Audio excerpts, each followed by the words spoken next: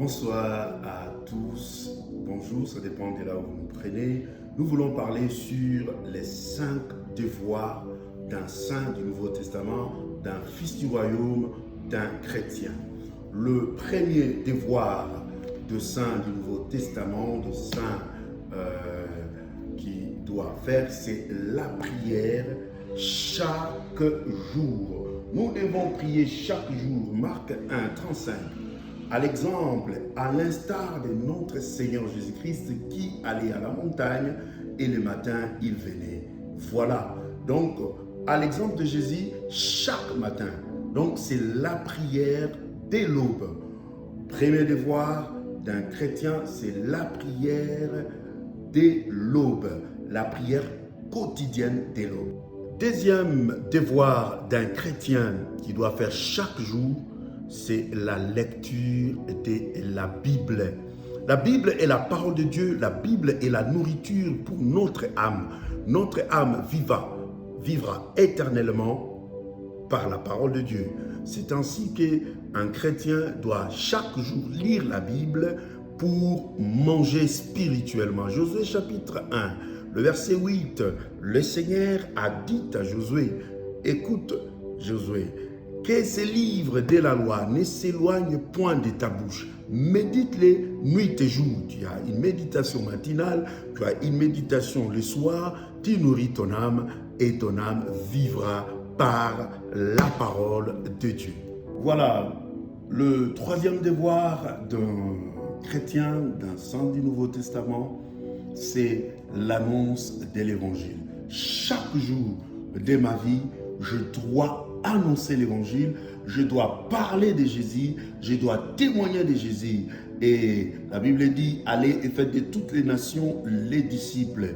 La Bible ajoute dans Marc 16, au verset 16, qu'il leur a recommandé d'aller partout et d'annoncer la bonne nouvelle. Celui qui croira sera baptisé, sera sauvé.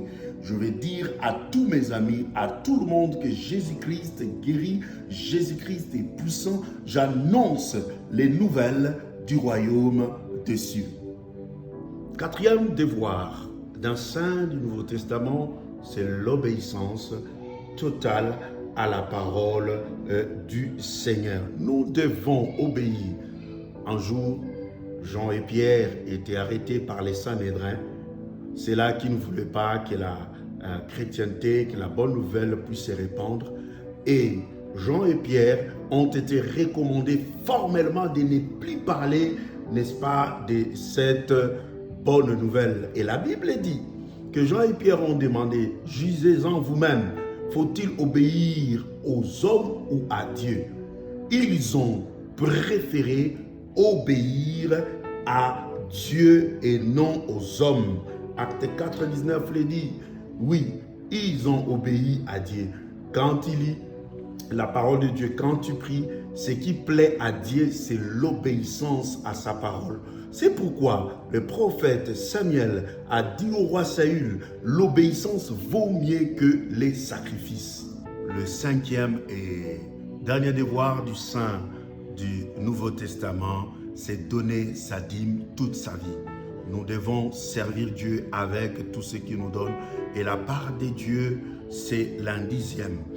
La dîme n'est pas une loi d'abord. La dîme est une révélation. C'est pourquoi Abraham, quand il a rencontré celui qu'on appelle Melchisedec, qui son nom signifie le roi de la paix, le sacrificateur du Très-Haut, la Bible déclare qu'Abraham a pris la dîme de tout et il lui a donné. Ainsi, lui qui est le Père de la foi a ouvert une voie pour nous, comme pour dire que tous nous devons servir Dieu avec l'un dixième de ce que nous avons eu. C'est pourquoi, bien-aimés dans le Seigneur, la dîme est d'abord une révélation. Aucune part, nulle part dans la Bible, Dieu dit de le mettre à l'épreuve si ce n'est dans cet domaine de lui donner. L'œuvre de Dieu avance avec les finances et quand nous sommes nourris de la parole de Dieu, nous devons aussi servir Dieu avec nos biens. Que le Seigneur vous bénisse.